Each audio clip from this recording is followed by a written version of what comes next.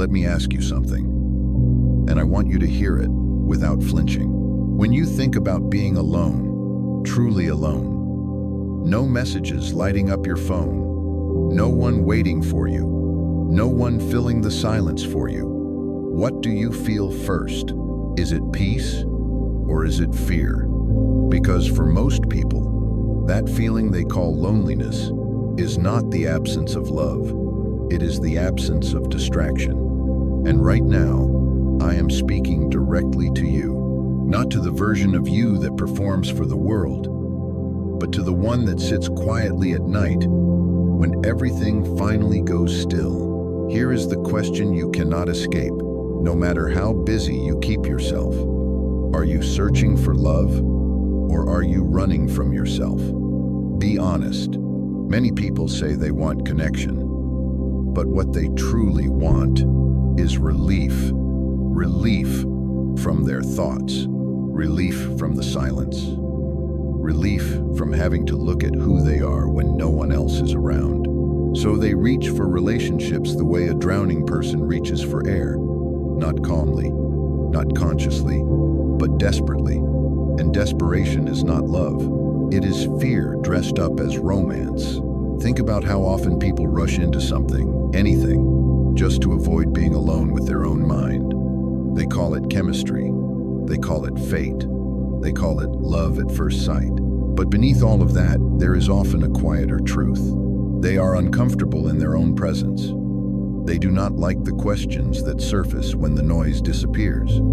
So they choose companionship over clarity, attachment over understanding, and slowly, without realizing it, they trade their inner freedom for the comfort of not having to face themselves. You see, silence is honest. Silence does not flatter you. It does not lie to you. When you are alone, there is no one to impress, no one to blame, no one to lean on. There is only you, your thoughts, your fears, your regrets, your unfulfilled potential. And that is exactly why silence scares so many people. Because in that silence, you are forced to confront the gap between who you are and who you know you could be. So instead of closing that gap, most people cover it up with relationships. I want you to understand something clearly. There is nothing wrong with love. There is nothing wrong with wanting connection, but there is something deeply dangerous about using another person to escape your own inner life. When you do that, you are not choosing them, you are using them. And at the same time, you are abandoning yourself. That is the trade most people make without ever consciously agreeing to it. They give up their inner independence just to avoid feeling alone for a moment. Ask yourself this, and do not rush the answer. If every relationship disappeared from your life today, would you still feel whole, or would you feel lost? If your sense of worth collapses the moment no one is there to validate you, then the problem is not the absence of love. The problem is that you have not learned how to stand with yourself. And until you do, every relationship you enter will carry an invisible weight. The weight of expectation, the weight of need, the weight of fear. This is where most people get it wrong. They believe being alone is a sign that something is missing, that they are behind, that they are incomplete. So they rush, they settle, they compromise their values, their boundaries, their direction, all just to say they are not alone. But being alone is not the same as being empty, and being with someone is not the same as being fulfilled. One is a state of circumstance, the other is a state of being. Confusing the two is how people lose years of their life. I am not here to shame you. I am here to challenge you. Because the moment you stop running from solitude, it stops being an enemy. It becomes a mirror. And yes, at first, you might not like what you see. You will notice your impatience, your restlessness, your need for approval, your unresolved wounds. But this is not punishment. This is information. This is the raw data you need to grow. Without it, you remain dependent. With it, you become powerful. Most people never give themselves the chance to answer the hard questions. Who am I without anyone watching? What do I believe when no one is agreeing with me? What do I value when there is no one to please? These answers do not come in noise. They come in quiet, and quiet requires courage. The courage to sit still, the courage to not reach for your phone, the courage to not fill every empty space with another person's presence. If you cannot tolerate your own company, you will always tolerate less than you deserve from others. You will accept inconsistency as passion. You will accept disrespect as honesty. You will accept emotional chaos as depth. All because the alternative feels scarier, being alone. But that fear is not a warning sign. It is a doorway. On the other side of it is self-respect, clarity, and a kind of calm strength that no relationship can give you. So before you ask why love keeps failing you, ask yourself this first. Have you learned how to be with yourself without running away? Have you faced the silence without trying to escape it? Have you built a life that feels solid even when no one is there to witness it? Because love does not fix an empty foundation. It amplifies whatever is already there. And if what is there is fear, need, and avoidance, love will not save you. It will expose you. This is why the question matters. This is why you cannot escape it. Are you seeking connection, or are you avoiding yourself? One path leads to freedom. The other leads to quiet dependency. And only you can decide which one you are on. There is a kind of captivity that does not look like a prison. It does not come with locked doors or visible bars. It comes softly. It smiles at you. It calls itself love. And that is why it is so dangerous. Because when something feels warm and familiar, you lower your guard. You stop questioning. You stop noticing how much of yourself you are slowly giving away. I am talking to you now. Because if you have ever stayed in something that felt wrong but looked right, you already know what I mean. The most powerful chains are not forced on you. They are chosen. You put them on yourself, one small decision at a time. You tell yourself it is not that bad. You tell yourself everyone compromises. You tell yourself love requires sacrifice. So you silence that quiet inner voice, asking for more space, more honesty, more respect. And slowly, without a dramatic moment, without a clear line being crossed, you feel lighter on the inside, as if parts of you are being shaved away.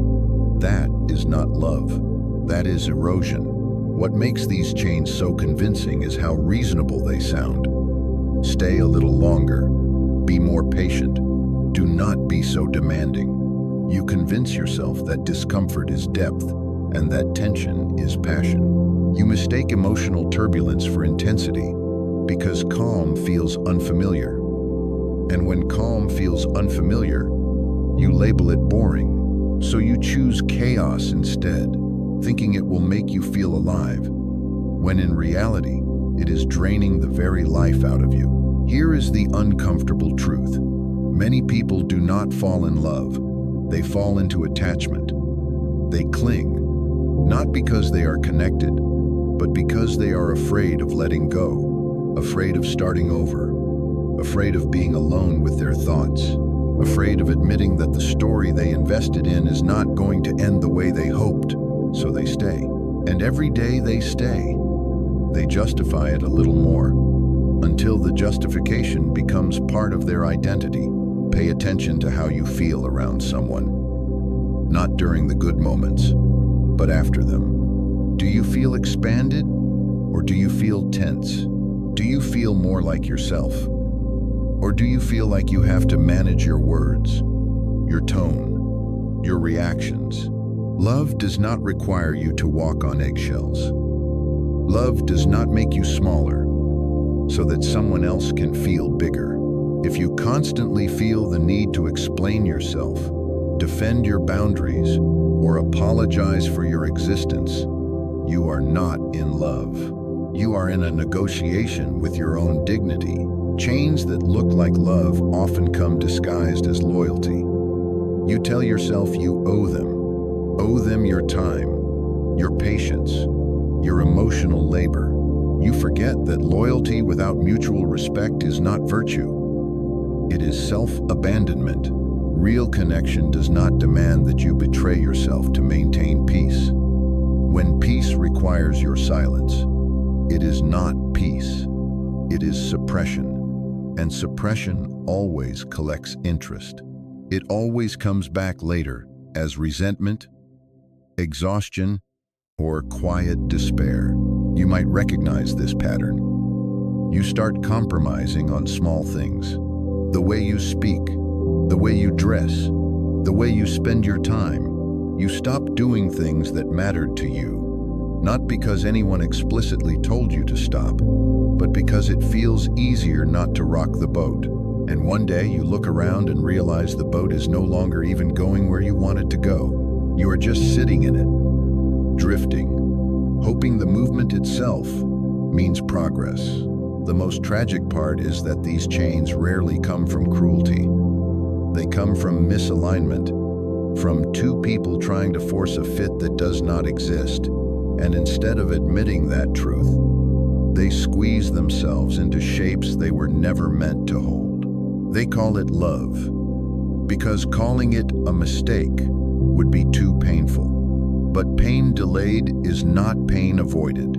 It is pain multiplied. Ask yourself this with honesty. Are you choosing this person freely? Or are you choosing them because the alternative scares you more? Fear is a terrible foundation for love. It turns affection into obligation and connection into control. When fear is present, you tolerate what you should walk away from. You explain what should be obvious. You stay where you should be growing. And all the while, you tell yourself this is what love looks like, because admitting otherwise would require courage. Here is what love does not do. It does not make you doubt your worth. It does not make you feel trapped. It does not require you to shrink your dreams or mute your voice. Love does not need you to disappear so that it can survive. If something in your life demands that kind of sacrifice, it is not asking for love. It is asking for submission. And submission will never bring fulfillment. It only brings quiet resentment toward the person you become. When you finally remove these chains, if you ever do, the first feeling is not joy. It is grief. Grief for the time you gave, the energy you spent, the version of yourself you neglected. That grief is not weakness. It is clarity arriving late, and it hurts because it tells the truth. But after grief comes something else. Space. Space to breathe. Space to think. Space to remember who you were before you started negotiating your own value. I want you to understand this deeply. Being alone is not what traps people. Being afraid of being alone is. That fear is what keeps people chained to situations that slowly drain them. The chains do not tighten overnight.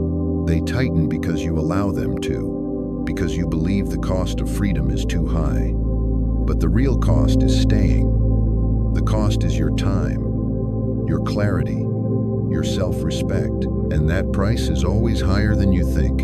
If something in your life feels heavy but you keep calling it love, pause. Look closer. Love should feel like expansion, not confinement. It should feel like choice, not obligation.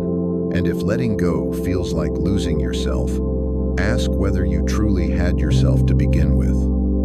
Because the moment you stop confusing chains for love is the moment you begin reclaiming your freedom. Somewhere along the way, you were taught a quiet lie, not shouted, not argued, just repeated often enough that it settled into your thinking.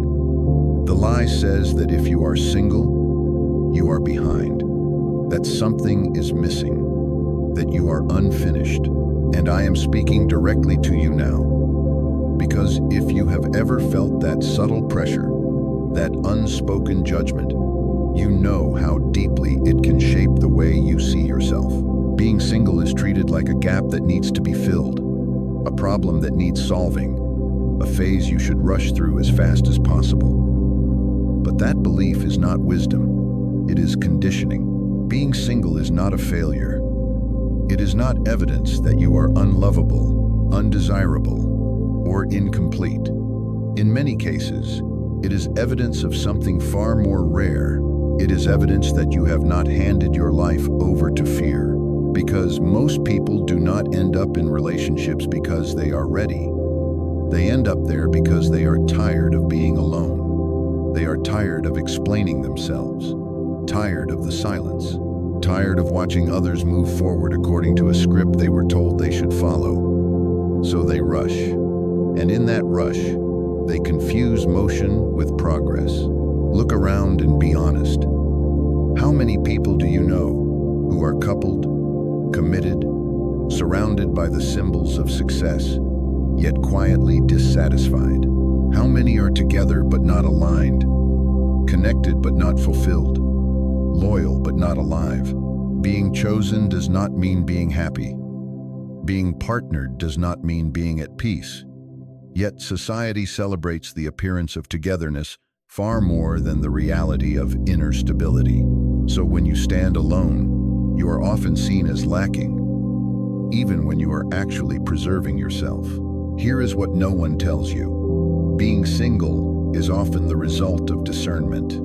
It is what happens when you refuse to trade your values for comfort, when you refuse to settle just to avoid awkward questions or quiet evenings, when you decide that temporary loneliness is better than permanent compromise. That choice requires strength. It requires patience, and it requires a level of self-respect that many people never develop because they never give themselves the space to do so. Failure implies that there was a standard you did not meet.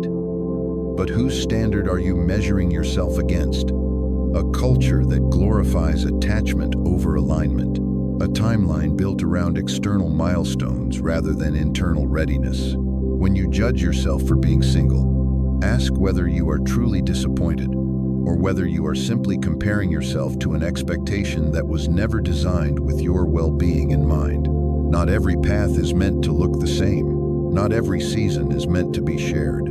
Being single gives you something incredibly valuable that is often misunderstood. It gives you time without negotiation. Time to learn who you are when no one is influencing your choices. Time to understand your patterns, your wounds, your strengths, your blind spots.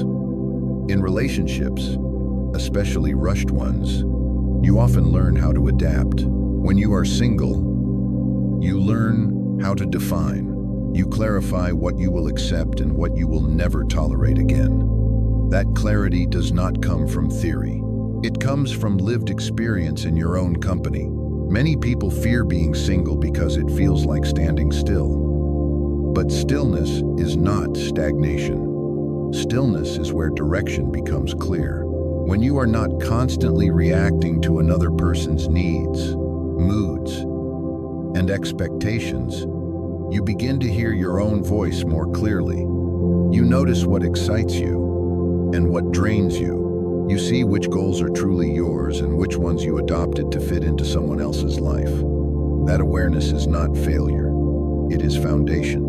Think about how often people enter relationships hoping to be chosen, hoping to be validated, hoping to finally feel enough. When that is the motivation, the relationship becomes a test you are constantly trying to pass. You perform, you please, you adjust, and over time, you lose the ability to tell whether you are being loved for who you are or for how well you meet someone else's expectations. Being single removes that pressure. It gives you the chance to build a sense of worth that does not depend on anyone else staying. There is also a quiet courage in being willing to be misunderstood, to let others assume you are lonely when you are actually becoming solid. to let them think you are waiting when you are actually building. Being single means you are not using another person as a distraction from your own growth. It means you are willing to face the uncomfortable parts of yourself, rather than covering them up with constant companionship. That is not failure. That is discipline. Ask yourself this honestly. Would you rather be single and stable, or partnered and uncertain? Would you rather move slowly with clarity, or quickly with confusion? Many people choose the second option because it looks better from the outside, but you are the one who has to live inside your life. Appearances do not carry you through difficult days. Inner strength does. And inner strength is built in seasons where you are forced to rely on yourself. Being single also allows you to develop a relationship with time that is often impossible otherwise. You learn how to be patient, how to delay gratification, how to trust that what is meant for you does not require desperation to arrive. That patience changes the way you approach everything, not just love. It makes you more selective, more grounded, less reactive. You stop chasing outcomes and start focusing on becoming someone who can sustain what they desire. The irony is that when you stop treating being single as a problem, it stops feeling like one. When you no longer see it as a verdict on your worth, it becomes a season of preparation. Preparation for healthier connections, clearer boundaries, deeper self-knowledge. You stop asking what is wrong with you and start asking what you are building. And that shift changes everything. Being single is not a failure because life is not a race to be partnered. It is a process of becoming whole. And wholeness cannot be rushed. It cannot be outsourced. It has to be earned through reflection, honesty, and the willingness to stand alone long enough to know who you are. When you finally choose connection from that place, it is not because you need someone to complete you. It is because you are complete enough to share yourself without losing who you are. So if you are single right now, do not rush to escape it. Do not apologize for it. Do not explain it away. Let it do its work on you. Let it sharpen your standards, strengthen your independence, and clarify your direction. Because being single is not a sign that something went wrong. Very often, it is a sign that something inside you refused to settle. One of the quiet advantages of being single is something most people only understand after it is gone. It gives you distance, and distance gives you clarity. When you are not emotionally entangled, when your sense of worth is not tied to whether someone stays or leaves, you see people more accurately, not as who you hope they might become, but as who they consistently show you they are. This clarity is not cold. It is protective, and I am speaking to you now because avoiding the wrong attachments will save you more than time. It will save your direction, your energy, and your sense of self. The wrong attachment rarely announces itself as dangerous. It feels exciting at first, familiar, comforting in a way that bypasses logic. You feel pulled, not grounded. And because it feels strong, you assume it must be meaningful. But intensity is not the same as alignment. Many of the most destructive attachments are built on emotional hunger, not mutual respect. When you are afraid of being alone, you mistake attention for care and proximity for connection. That is how people attach themselves to situations that slowly drain them while convincing themselves they are lucky to have them. Being single interrupts that pattern. It creates a pause between impulse and commitment. In that pause, you begin to ask better questions. Not questions driven by fear, like will they choose me, but questions driven by self-respect, like do they add peace to my life or constant tension? Do they respect my boundaries without me having to defend them? Do I feel stronger in their presence or smaller? These questions are impossible to answer honestly when you are desperate for connection. Desperation distorts perception. Calm sharpens it. Wrong attachments often form when you are trying to fill a gap inside yourself. A gap of validation, purpose, or direction. You meet someone, and instead of evaluating whether they fit into your life, you try to fit your life around them. You overlook inconsistencies. You excuse disrespect.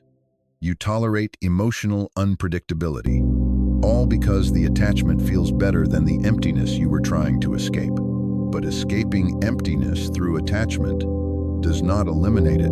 It just hides it behind another person until it grows heavier. When you stay single long enough, something shifts. You stop attaching out of urgency. You stop confusing familiarity with safety. You begin to understand that not every connection deserves access to you. Attachment becomes a choice, not a reflex. You no longer need someone to save you from your own company, so you are less likely to bond with someone who thrives on chaos, control, or emotional volatility. You can sense when a connection is rooted in fear rather than mutual growth, and you are willing to walk away before it costs you something you cannot recover. There is a cost to wrong attachments that is rarely discussed. It is not just heartbreak, it is erosion, the slow wearing down of your standards, the gradual shrinking of your world, the way you start measuring your decisions against someone else's reactions instead of your own values. Over time, you forget what it feels like to move freely. You call it commitment, but inside, you feel constrained. Avoiding that outcome is not selfish. It is responsible. You are the one who has to live inside your life long after the attachment ends. Being single teaches you how to listen to discomfort instead of numbing it. When something feels off, you do not rush to silence that feeling by clinging harder. You allow it to inform you. Discomfort becomes a signal rather than something to be avoided. You begin to trust your internal feedback again. That trust is essential for avoiding wrong attachments because the mind will always find reasons to justify what the intuition already knows is wrong. Clarity requires the courage to sit with uncertainty rather than rushing toward familiarity. Many people attach to potential. They see what someone could be, not what they are. They fall in love with a future that exists only in their imagination. Being single helps you break that habit. You learn to value consistency over promises, behavior over words, presence over intensity. You stop investing in what might be and start paying attention to what is. That shift alone eliminates a large portion of unnecessary suffering. Avoiding the wrong attachments also means learning to tolerate temporary loneliness. This is where most people fail. They know a connection is unhealthy, but the idea of being alone feels worse than staying. So they stay. They convince themselves it is better than nothing. But nothing is often better than something that slowly poisons you. Loneliness can be faced, understood, and outgrown. A wrong attachment keeps you stuck in a cycle that repeats until you finally choose yourself. When you are comfortable being single, you do not need to convince anyone to treat you well. You do not negotiate for basic respect. You do not stay to prove your worth. You simply observe and decide. If the connection aligns, you allow it. If it does not, you let it go without drama or self-betrayal. This is not detachment in the sense of emotional coldness. It is detachment in the sense of inner stability. You are connected, but not dependent. The most important thing to understand is this. Avoiding the wrong attachments is not about becoming guarded or closed off. It is about becoming selective. There is a difference. Being guarded comes from fear.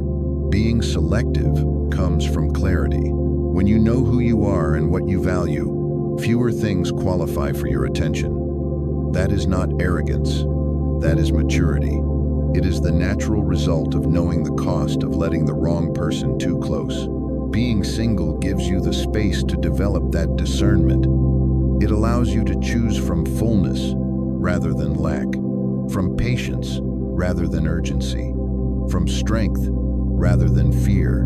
And when you finally do choose to attach, it is not because you need someone to complete you. It is because the connection respects who you already are. That is how you avoid the wrong attachments. Not by hardening yourself, but by standing firmly enough that only what is aligned can stay.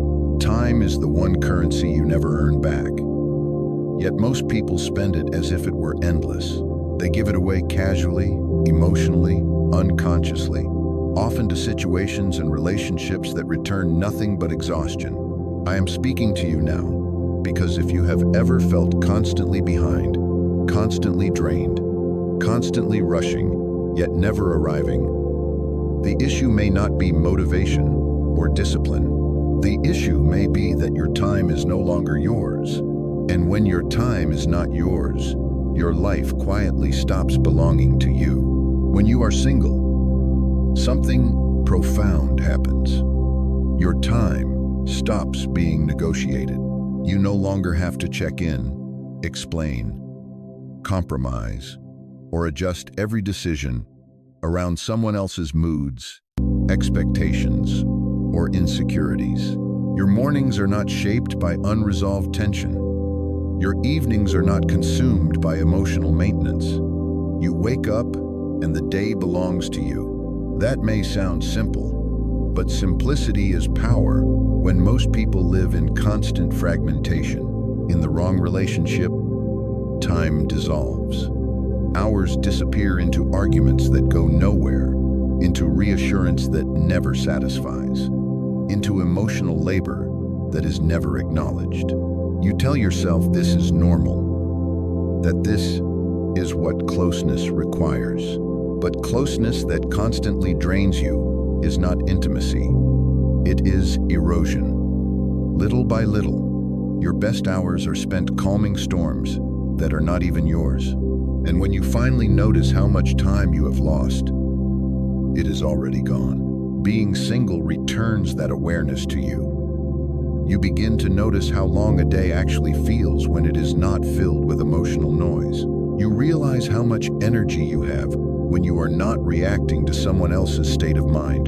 Time slows down, not because the clock changes, but because your attention is no longer scattered. You are present.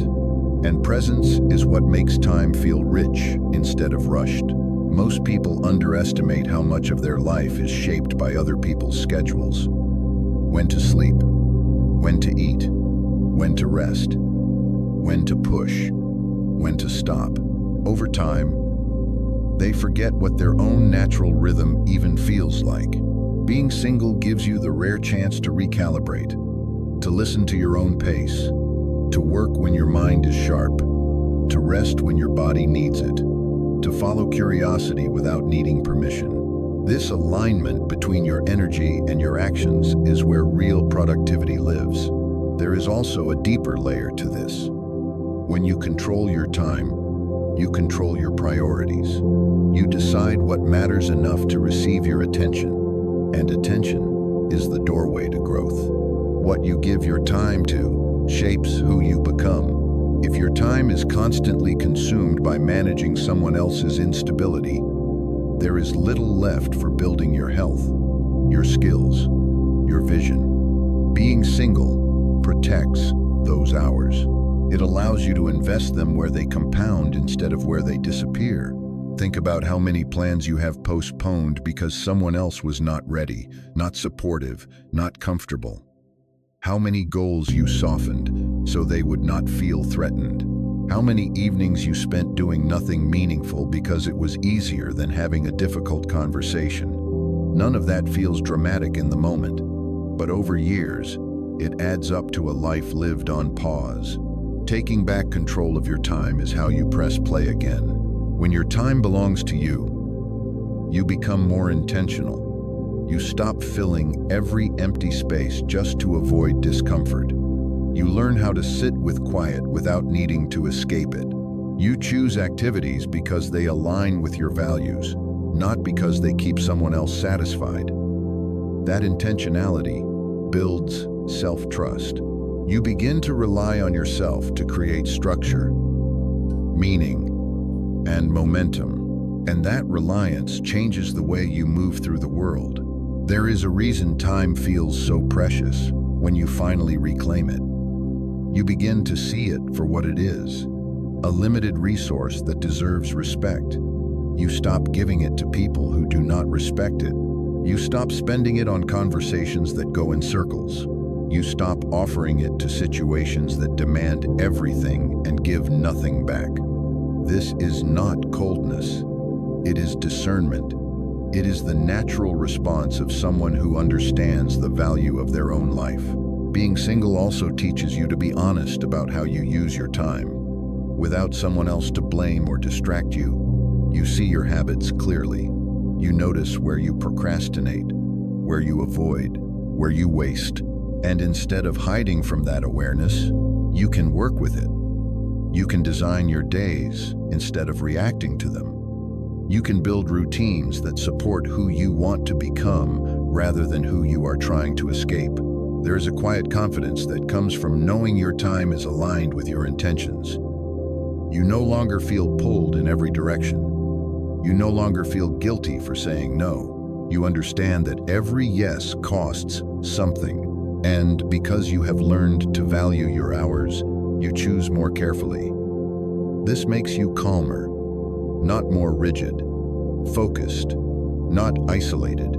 You move with purpose instead of urgency. The irony is that when you finally take control of your time, you become more capable of healthy connection, not less. You bring a full life into any relationship rather than expecting it to give you one. You are not looking for someone to fill your schedule or distract you from yourself. You are choosing to share time, not surrender it. That difference changes the entire dynamic of connection. Taking back control of your time is not about doing more. It is about doing what matters.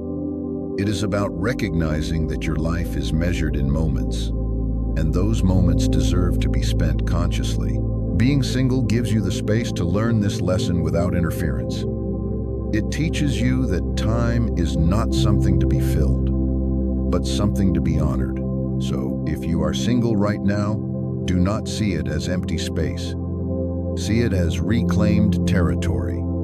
This is your time returning to you. Use it to build strength, clarity, and direction. Because once you understand the value of your hours, you will never again hand them over to anything that does not respect who you are becoming. Silence is where most people feel uncomfortable. And that discomfort is not accidental. Silence removes distractions.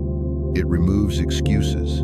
It removes the constant feedback that tells you who you are supposed to be. When everything goes quiet, there is nowhere to hide.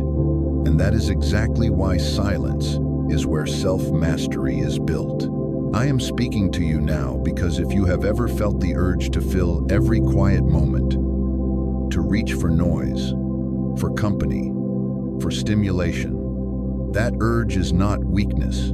It is a signal that something inside you has not yet been trained to stand on its own. Self-mastery does not come from motivation. It does not come from inspiration. It comes from discipline practiced when no one is watching. And silence creates the perfect conditions for that discipline to grow. When you are alone, there is no audience to impress, no reaction to chase, no one to blame when you fall short. Every choice you make reflects directly back at you. How you wake up, how you use your time, how you respond to discomfort. Silence turns your life into a mirror, and that mirror is brutally honest. Most people avoid silence because it exposes their lack of control. They realize how easily their mind wanders, how quickly they seek comfort, how often they avoid effort. In noise, these patterns stay hidden. In relationships filled with constant interaction, they are masked by emotional exchange. But in silence, habits become visible, and what becomes visible can finally be shaped. This is where self-mastery begins, not with grand transformation, but with awareness that refuses to look away. When you are single, silence becomes unavoidable. There is no one else to regulate your emotions for you, no one to distract you when you feel restless, no one to absorb your frustration when things feel hard. At first, this feels heavy, but slowly, something changes. You begin to realize that you are capable of handling more than you thought. You learn how to sit with discomfort without immediately trying to escape it. That ability alone separates those who grow from those who remain dependent. Self-mastery is not about becoming rigid or emotionless. It is about becoming steady. It is the ability to choose your response instead of being controlled by impulse. In silence, you start noticing the small moments where you usually give up, the moment you would normally scroll instead of thinking, the moment you would normally complain instead of acting. Each of these moments becomes a training ground. You either strengthen your discipline or you reinforce your avoidance. There is no neutral ground in silence. As days pass, discipline compounds. You begin to wake up with intention, not because you feel like it, but because you decided to. You move your body, even when motivation is low. You focus your mind, even when distraction is tempting. These actions may look small, but they are not. They are votes for the person you are becoming. And because they happen in silence, they are honest. There is no applause, no validation, just progress that you feel internally before anyone else ever notices it. One of the most powerful outcomes of building self-mastery in silence is emotional regulation. When you are alone, emotions do not disappear. They surface. Anxiety, boredom, doubt, restlessness, all show up unfiltered. Instead of pushing them away, you learn to observe them. You learn that emotions rise and fall on their own if you do not panic. You discover that you do not need to react to every feeling. This realization gives you freedom. You are no longer ruled by moods. You become the one who decides what matters. Most people never reach this stage because they are constantly leaning on someone else to stabilize them. They need reassurance. They need distraction. They need someone to tell them they are okay. Silence removes those supports, not to punish you, but to strengthen you. When you learn how to calm yourself, motivate yourself, and redirect yourself, you stop needing external control. You become internally governed. That is self-mastery.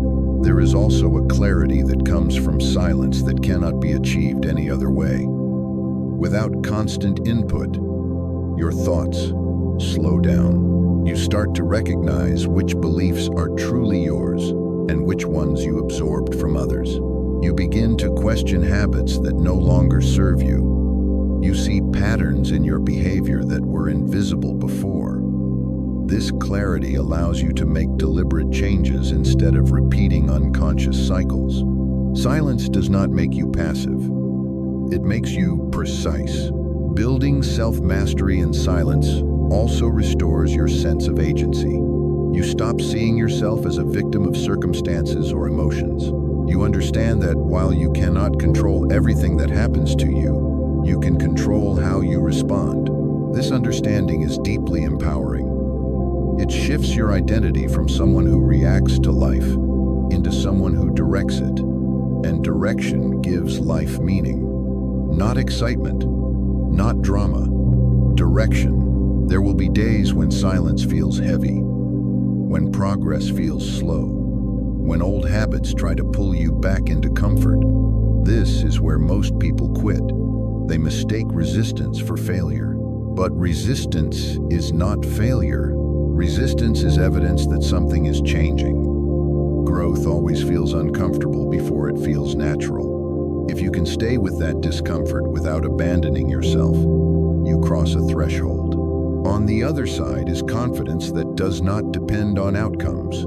Self-mastery built in silence carries into every area of your life. When you eventually connect with others, you do not lose yourself. You do not need constant reassurance. You do not collapse under pressure. You bring stability instead of seeking it. This makes your presence calm, grounded, trustworthy. You are no longer looking for someone to complete you. You are sharing what you have already built. Silence is not emptiness. It is space. Space where your true strength is forged. If you allow it, silence will teach you patience, discipline, clarity, and emotional resilience. It will show you who you are without distraction and who you can become with commitment. Building self-mastery in silence is not easy, but it is simple. Stay present, stay honest, stay consistent. If you are willing to do that, silence will stop feeling like something you endure. It will become something you respect. And from that respect, a quiet, unshakable strength will grow. Your energy is not an abstract idea. It is the fuel behind every thought you think, every decision you make, every step you take toward the life you want. When your energy is clear, life feels lighter, even when it is difficult. When your energy is drained, everything feels heavy, even simple things. And I am speaking to you now because most people do not lose their energy all at once. They leak it slowly, day after day, through the people and situations they allow too close. Nothing drains energy faster than emotional chaos. Constant tension, unspoken resentment, walking on eggshells, the need to explain yourself over and over just to be understood. These things do not look dramatic from the outside, but inside they exhaust you. They keep your nervous system on edge. They fragment your attention. They steal the focus you need to grow. And the worst part is that people often normalize this exhaustion and call it love, loyalty, or commitment. When you are single, you regain control over your energetic environment. You are no longer surrounded by someone else's unresolved emotions. You are no longer absorbing moods that are not yours. You wake up without the weight of another person's expectations pressing against your mind. That sense of lightness is not emptiness. It is clarity. It is your system finally getting the chance to reset. Most people underestimate how much the wrong person can distort their inner world. You begin to question yourself. You lose confidence in your instincts. You feel tired even after rest. This is not because you are weak. It is because your energy is constantly being pulled outward, toward managing, fixing, calming, or proving. Protecting your energy means refusing to live in that constant state of reaction. It means choosing peace over performance. Being single teaches you to recognize the difference between connection and consumption. Some people connect with you and leave you feeling grounded. Others consume your attention, your reassurance, your emotional labor, and leave you feeling empty. When you are afraid of being alone, you tolerate the second type because any connection feels better than none. When you are comfortable being single, you can afford to be honest about how someone makes you feel after you spend time with them. Protecting your energy also means learning to say no without guilt. No to conversations that go nowhere. No to people who only reach out when they need something. No to dynamics that thrive on drama rather than growth. This is not cruelty. It is clarity. Every yes costs energy. Every no preserves it. And once you understand that, you stop overextending yourself just to be liked. There is a reason peace feels unfamiliar to many people. They have never lived without emotional noise. When things are calm, they feel uneasy, as if something is missing. So they unconsciously invite chaos back into their life, because chaos feels familiar. Being single gives you the space to break that pattern, to sit in calm long enough that your system learns it is safe. That calm becomes your baseline. And from that baseline, you become far less tolerant of anything that disrupts it unnecessarily. Protecting your energy is not about isolating yourself from the world. It is about being intentional with access. Not everyone deserves the same level of closeness. Not every relationship should have the same influence on your inner state. When you are clear about this, you stop explaining yourself to people who do not listen. You stop chasing understanding from those who benefit from misunderstanding you. You conserve your energy for what actually matters. One of the most powerful shifts that happens when you protect your energy is that your mind becomes quieter. Thoughts slow down. Decisions become simpler. You are no longer constantly processing someone else's emotional landscape. This mental clarity allows you to focus on your own direction. Your goals stop feeling overwhelming. Your days feel more contained. You are no longer scattered. You are centered. Being single also teaches you to become your own source of emotional regulation. Instead of relying on someone else to calm you down or lift you up, you learn how to do that internally. This is not about becoming cold or detached. It is about becoming stable. When your energy is self-regulated, fewer things shake you. Fewer people have the power to derail your mood or your momentum. That stability is deeply empowering. There will always be people who do not respect your energy because they benefit from your exhaustion. They benefit from your availability. They benefit from your willingness to overgive. Protecting your energy means accepting that not everyone will like the boundaries you set, and that is fine. Your responsibility is not to be endlessly accessible. Your responsibility is to be aligned with the life you are building. When your energy is protected, you show up differently. You listen better. You think more clearly. You move with intention instead of urgency. You stop reacting and start responding. This shift changes the quality of every interaction you have. You are no longer desperate for connection. You are selective. And selection is not rejection. It is self-respect in action. The truth is, once your energy is gone, everything else suffers. Your health, your creativity, your discipline, your joy. Protecting your energy is not a luxury. It is maintenance. It is how you ensure that you have something to give to your future instead of burning it all on the present. Being single gives you the space to learn this lesson without interference, without guilt, without apology. So if you are in a season where you are guarding your peace more carefully, do not let anyone convince you that you are selfish. You are learning how to stay whole. You are learning how to protect the fuel that drives your life. And once you understand the value of your energy, you will never again give it to anything that treats it as disposable. At first, being alone does not feel peaceful. It feels loud. Your mind starts replaying moments you avoided, questions you postponed, feelings you pushed aside. And this is exactly why so many people run from their own company. They mistake this initial discomfort for proof that something is wrong. But what you are feeling is not loneliness. It is unfamiliar honesty. And I am speaking to you now. Because learning to love your own company begins right here, in this moment. You usually try to escape. Most people associate being alone with lack of attention, lack of affection, lack of meaning. So they fill every empty space. They keep the television on. They scroll without purpose. They seek conversation not because they want connection, but because they want noise. Silence threatens them because silence removes the illusion. When there is no one else present, you are forced to meet yourself without filters.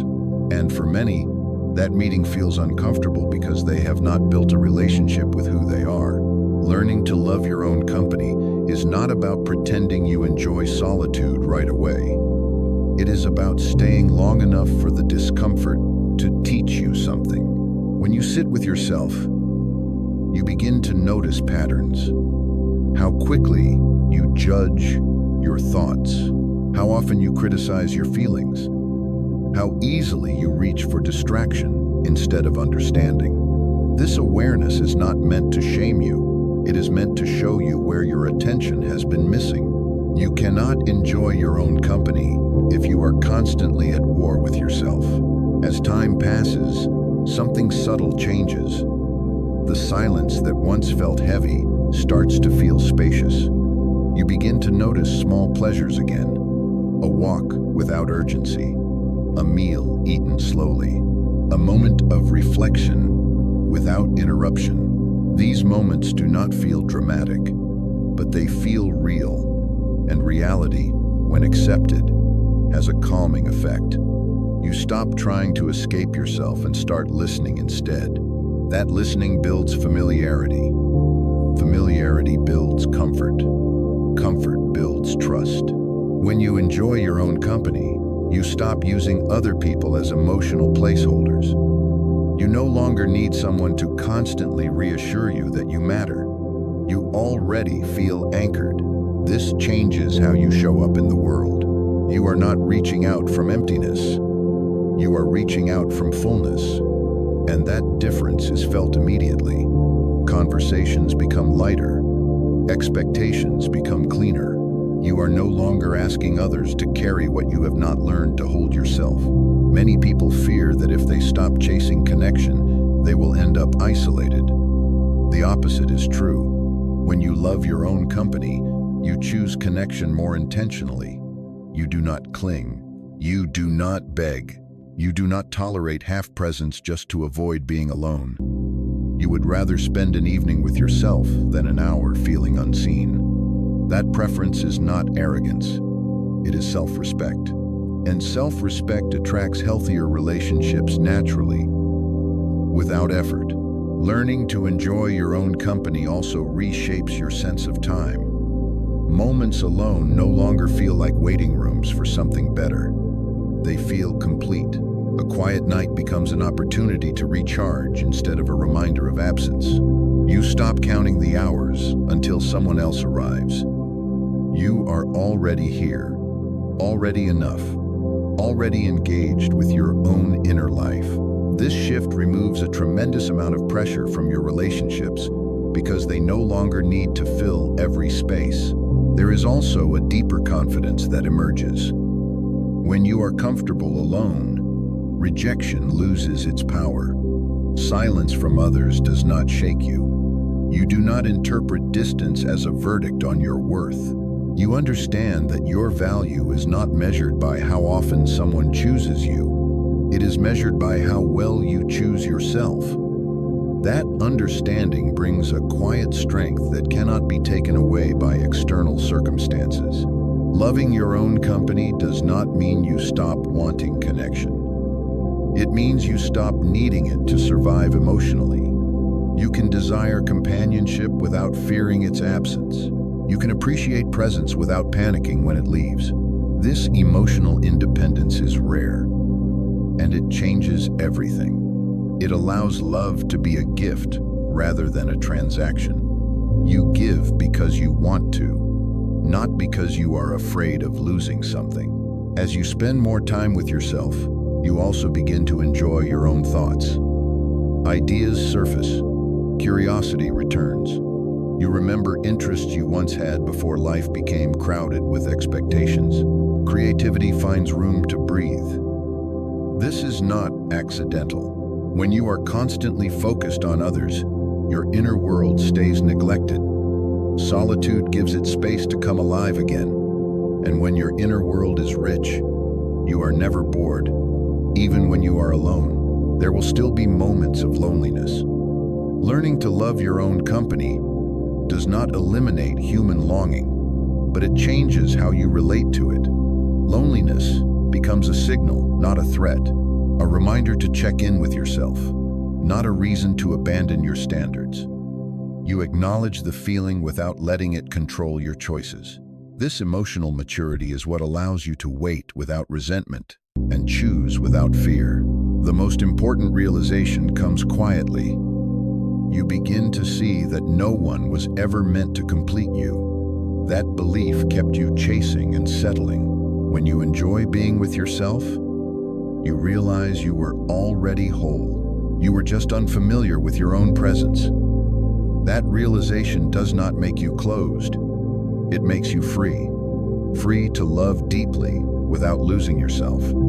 Free to walk away without bitterness. Free to stand alone without feeling empty. Learning to love your own company is not a destination. It is a practice. A decision you make daily to stay present instead of distracted, honest instead of avoidant, patient instead of reactive. And with time, that practice reshapes your entire life. You stop asking who will stay.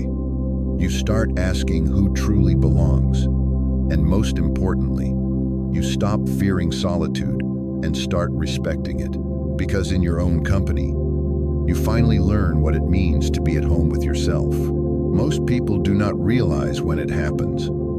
The shift is subtle. You start adjusting your words so they land better. You soften your opinions so they are easier to accept. You hesitate before acting, not because it feels wrong, but because you wonder how it will be received. And before you know it, you are no longer living your life. I am speaking to you now because breaking free from validation is one of the most difficult and most liberating transitions you will ever make. Validation feels good at first. A compliment steadies you. Approval calms you. Attention reassures you that you matter. There is nothing wrong with enjoying these things. The problem begins when they become necessary. When your sense of worth rises and falls with someone else's reaction, you hand over control of your inner world. You begin to measure yourself through external eyes, and those eyes will never see you completely or fairly. When you are single, this dependency becomes more visible. There is no partner constantly reflecting you back to yourself. No steady stream of reassurance. At first, this absence can feel unsettling. You might notice the urge to post, to explain, to reach out, just to feel seen. That urge is not proof that you need others to define you. It is proof that you have been trained to look outward for confirmation instead of inward for clarity.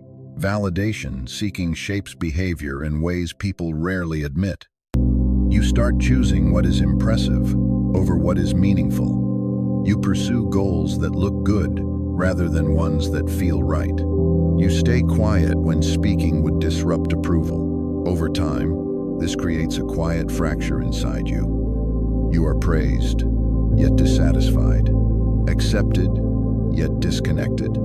The outer response improves while the inner alignment deteriorates. Breaking free from validation requires you to tolerate misunderstanding. When you stop explaining yourself, some people will project their assumptions onto you. When you stop seeking approval, some will accuse you of changing. This discomfort is part of the process. You are not becoming distant. You are becoming independent. Independence often feels threatening to those who benefited from your need to be liked. Being single gives you the space to practice self-validation. You learn to sit with your choices without immediately checking how they appear. You begin to ask yourself different questions. Does this align with my values? Does this move me closer to the life I want? Can I stand behind this decision, even if no one applauds it? These questions rebuild your internal compass. And once that compass is active, external validation becomes optional rather than essential. One of the hardest moments comes when you do something right and no one notices. No praise, no recognition, just silence. This moment tests whether you are acting from integrity or from performance. When you can continue anyway, when you can feel proud without being witnessed, something fundamental shifts. You realize that your worth was never meant to be crowdsourced. It was meant to be cultivated privately. Validation addiction is exhausting. It keeps you constantly scanning the environment for feedback. You replay conversations. You interpret pauses. You personalize distance. This mental noise drains energy that could be used for growth. When you stop chasing validation, your mind quiets. You are no longer reacting to every signal. You are responding from intention. This calm is not indifference. It is confidence, rooted in self-trust. As you grow more comfortable validating yourself, your relationships change. You stop needing others to agree with you to feel secure. You can listen without collapsing, disagree without defending, Walk away without resentment. You are not trying to win approval. You are trying to stay aligned. This makes your presence stronger, not weaker. People feel the difference immediately, even if they cannot explain it. There is a misconception that breaking free from validation makes you selfish or cold. The opposite is true. When you are not seeking approval, you are more generous, not less. You give without expectation. You listen without needing affirmation. You support without requiring recognition. Your actions come from choice rather than hunger. That purity changes the quality of everything you offer. The fear that keeps people stuck is simple. If I stop seeking validation, will I be alone? But validation does not create connection. It creates dependence. Real connection forms when two people can stand on their own and choose each other freely. When you no longer need to be liked, you become more authentic. And authenticity, while not universally approved, is deeply respected by the right people. Breaking free from validation also sharpens your decision-making. You stop delaying choices out of fear of judgment. You stop second-guessing what you already know. You act more decisively because you are no longer outsourcing authority over your life. This decisiveness builds momentum. Momentum builds confidence, and confidence reinforces independence. The cycle strengthens itself. There will be moments when old habits resurface. You will feel the pull to check reactions, to adjust, to seek reassurance.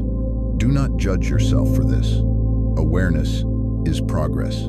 Each time you notice the urge and choose not to follow it, you reclaim a small piece of your autonomy.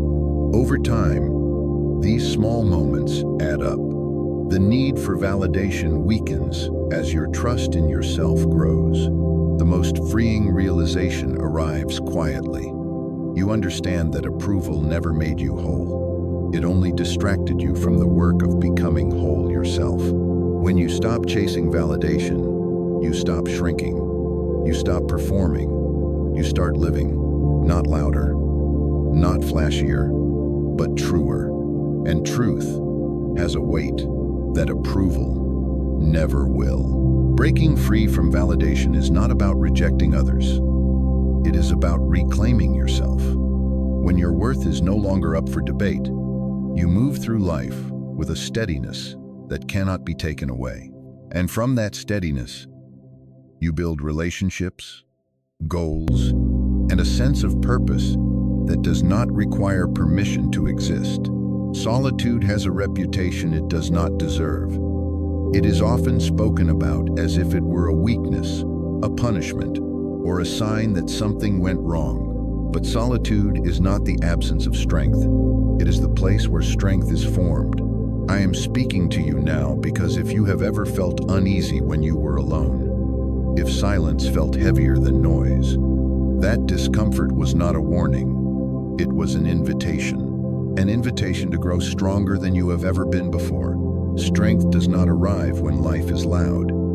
It arrives when there is nothing to lean on. In solitude, there is no one to rescue you from a bad mood, no one to soften disappointment for you, no one to carry your uncertainty. At first, this feels harsh. You notice every doubt more clearly. You feel the weight of responsibility settle fully on your shoulders. But this is how strength begins, not with comfort, but with accountability. When you are alone, you either rise to meet yourself or you remain where you are. There is no distraction to blur that choice. Most people avoid solitude because it removes excuses. When something feels difficult, there is no one else to blame. When motivation drops, there is no one else to push you forward. Every outcome reflects your decisions more directly. This can feel intimidating, but it is also empowering. You begin to see the link between effort and result without interference. You learn that consistency matters more than mood, and commitment matters more than feeling inspired. This lesson is simple. but it changes everything. Solitude also teaches you how to endure. There will be days when progress feels invisible, when you do the right things and nothing immediately improves. In company, these moments are often masked by conversation and reassurance. In solitude, you face them directly. You learn how to keep going without applause. You learn how to trust the process even when there is no external confirmation that it is working. This endurance is not dramatic. It is quiet, and it is exactly what carries you through the long stretches of life where results lag behind effort. When you grow strong in solitude, you stop fearing loss.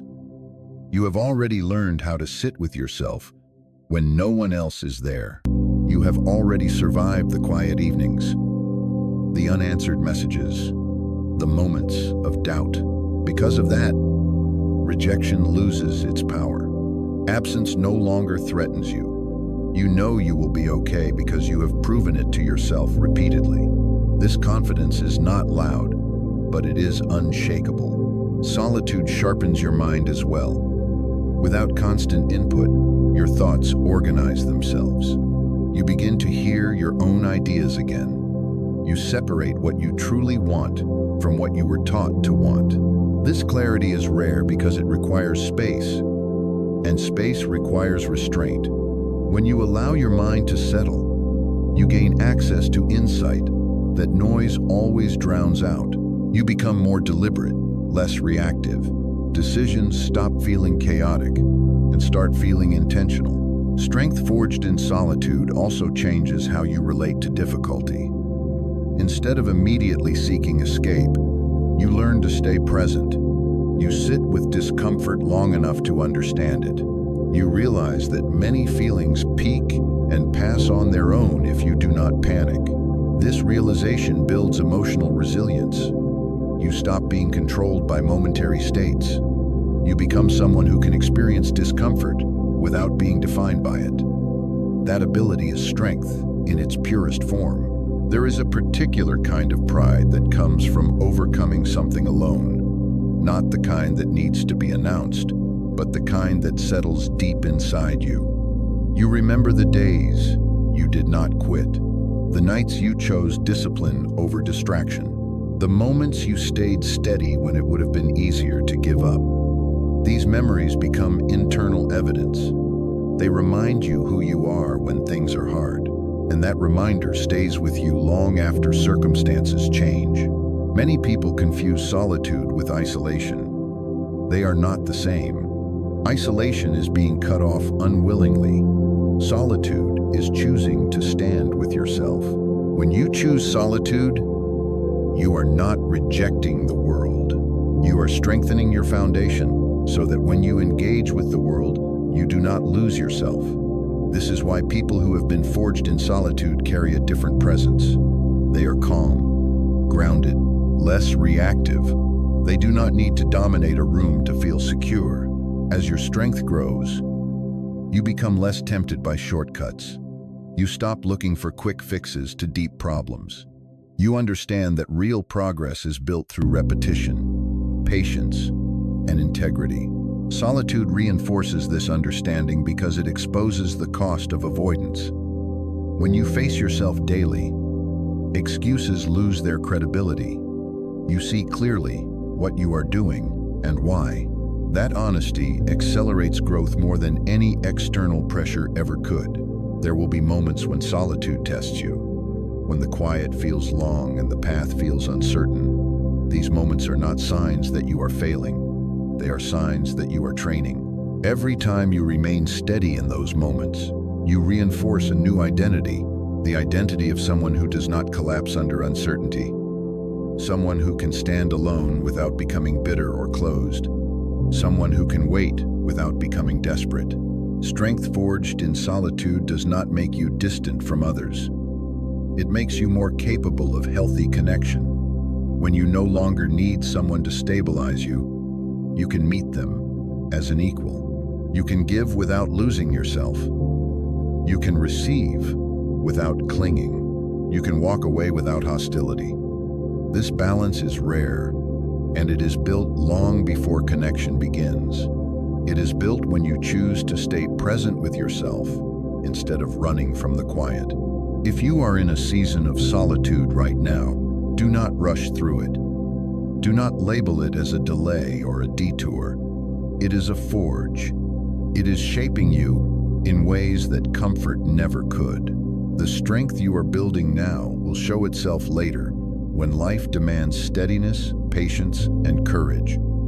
And when that moment comes, you will not be scrambling to find it. You will already have it.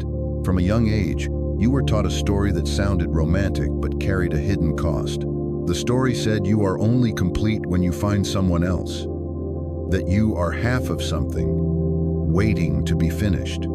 This idea is repeated so often that it feels natural, almost unquestionable. But I'm speaking to you now because this belief quietly creates more suffering than comfort. It teaches you to search outside for what can only be built within.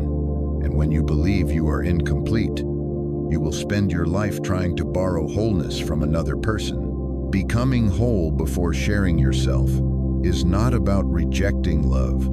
It is about refusing to enter love from a place of lack. When you believe someone else must complete you, every relationship becomes a transaction. You give in order to receive. You stay in order to feel whole. You compromise in order to avoid feeling empty. Over time, this creates pressure that no relationship can survive. The other person becomes responsible for your sense of worth, your stability, your happiness. That weight eventually breaks connection, even if neither of you intended it to. Wholeness begins when you stop seeing yourself as unfinished. This does not mean you are perfect. It means you accept responsibility for your inner world, your emotions, your values, your direction. You stop expecting another person to fix what you have not faced. You stop asking love to heal wounds that require your own attention. This shift is subtle, but it changes everything.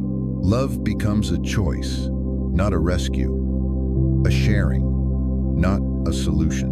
When you are not whole, relationships often feel intense at the beginning. There is excitement, relief, a sense of finally arriving, but beneath that intensity is dependence, fear of loss, fear of abandonment, fear of returning to yourself. When the other person pulls away, even slightly, your sense of self shakes.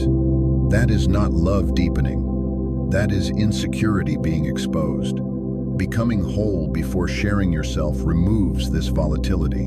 You are steady before connection begins. Wholeness is built through honesty, honest reflection on your patterns, honest acceptance of your flaws, honest commitment to your growth. It means sitting with uncomfortable truths instead of outsourcing them to someone else. When you do this work alone, you learn who you are without distortion, without the need to impress, without the fear of being left. You build an identity that does not depend on proximity or approval. That identity becomes your anchor.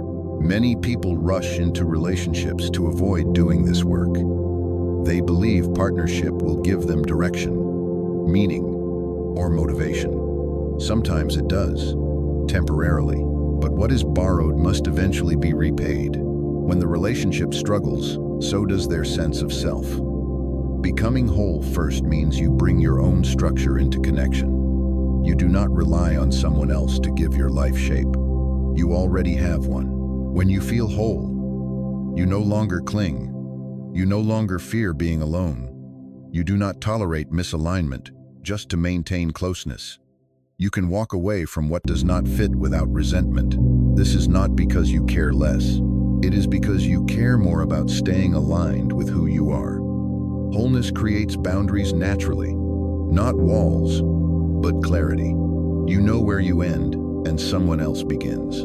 There is also a freedom that comes with wholeness. You can love deeply without losing yourself. You can give generously without feeling depleted. You can receive care without becoming dependent. This balance is rare because it requires inner stability. When you are whole, love adds to your life instead of filling a void. It becomes an extension of your strength, not a substitute for it. Becoming whole also reshapes how you handle conflict. Disagreements no longer threaten your identity. You do not panic when tension arises. You do not need to win to feel secure. You can listen without collapsing and speak without attacking. This emotional steadiness creates healthier dynamics naturally. The relationship is no longer carrying the burden of holding you together. It can breathe. It is important to understand that wholeness is not achieved through isolation alone. It is achieved through integration. You integrate your past experiences instead of running from them. You integrate your emotions instead of suppressing them. You integrate your values into daily action instead of keeping them abstract. This work takes time, and it requires patience. But it is work that pays dividends in every area of your life, not just relationships. When you finally share yourself from a place of wholeness, the quality of connection changes. You are not looking to be saved. You are looking to walk alongside. You choose someone because they align with your life, not because they distract you from it. You are not afraid to be seen as you are because you are no longer trying to be completed. You are already standing. There is a quiet confidence that comes from this state. You do not announce it. You do not prove it. People feel it. They sense that you are not trying to extract something from them. You are offering presence, not need. This makes your love cleaner, freer, stronger. It also means you are willing to wait rather than settle. Wholeness gives you patience without bitterness. If you are single right now, this is your opportunity. Not to wait for someone to arrive, but to arrive fully into yourself. To heal what needs healing. To strengthen what needs strengthening. To clarify what matters and release what does not. Becoming whole before sharing yourself is not a delay.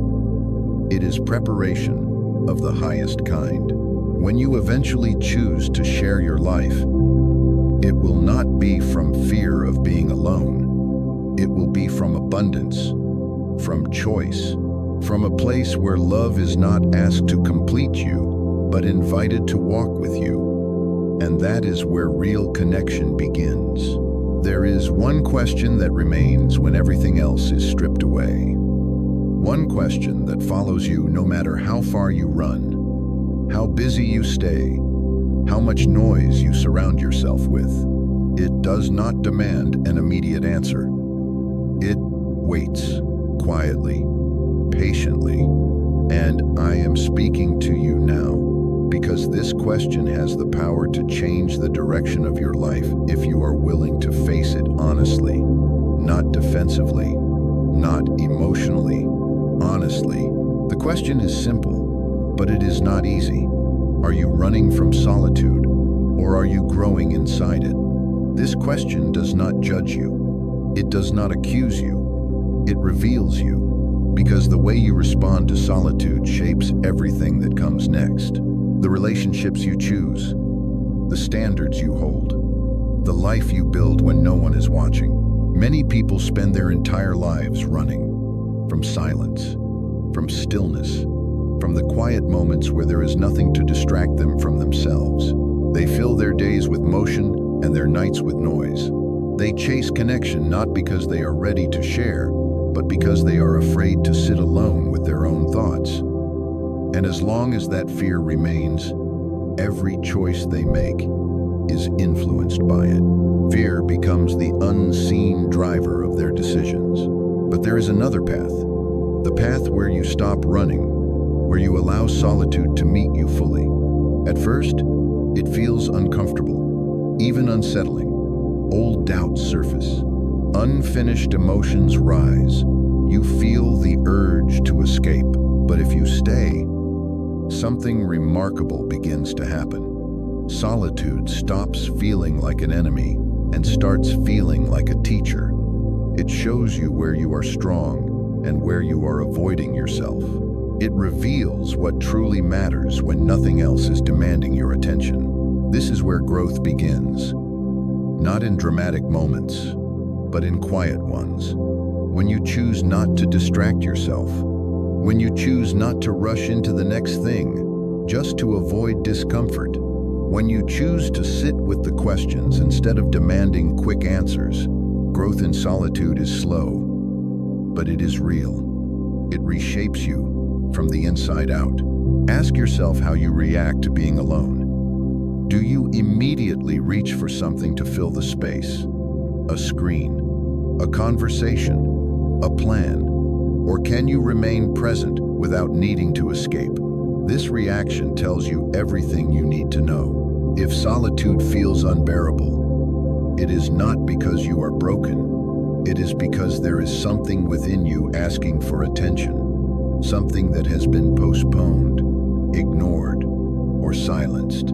Solitude brings it forward not to harm you, but to heal you. The world will never encourage you to ask this question. It benefits from your distraction, from your urgency, from your need to be constantly engaged. But a life lived without reflection is a life driven by impulse.